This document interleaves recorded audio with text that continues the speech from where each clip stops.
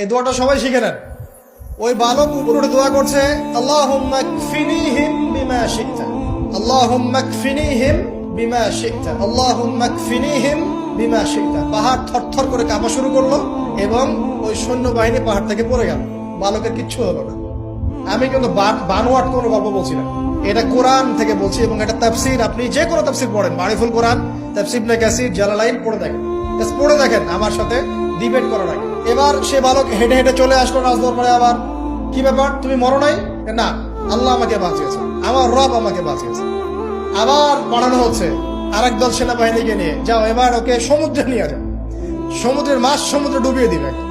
আবার সে ওখানে গিয়ে বলল, আল্লাহুম্মা কফিনিহিম বিমা শি'তা।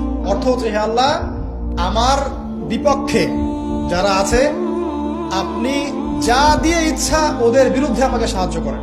অর্থটা হচ্ছে এমন, আল্লাহুম্মা কফিনিহিম বিমা শি'তা, আল্লাহ আপনি আমার জন্য যথেষ্ট হয়ে যান, ওদের বিরুদ্ধে আমার জন্য যথেষ্ট হয়ে যান, যা ইচ্ছা তাই দিয়ে আপনি হেফাজত করুন। ঠিক আছে, আল্লাহুম্মা কফিনিহিম বিমা শি'তা, ছোট্ট দোয়া।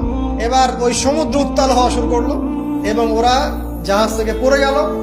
এই বাচ্চা সেফলি আবার চলে আসলো রাজদরবারে। বিশ্বাস করছেন না? চলে আসলো। এবার আসার পরে বলছে, শোনেন, আমাকে এভাবে মারতে পারবেন না, আমাকে এইভাবে মারা যাবে না, আমি আপনাদেরকে বলে দিচ্ছি কিভাবে আপনি আমাকে মারতে পারবেন। তো বাচ্চা বলছে, কিভাবে মারতে পারবো বলো?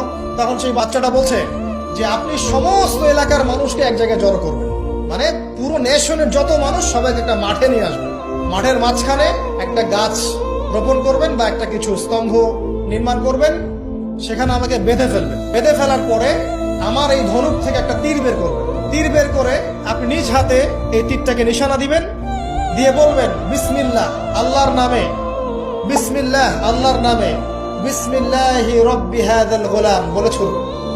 অর্থ হচ্ছে, আমি এই বাচ্চার রব, আমি এই বাচ্চার রব আল্লাহর নামে তীর ছুড়লাম, এটা বলে তীরটা নিক্ষেপ করবেন, তাহলে আমি মরবো, তার আগে মরবো।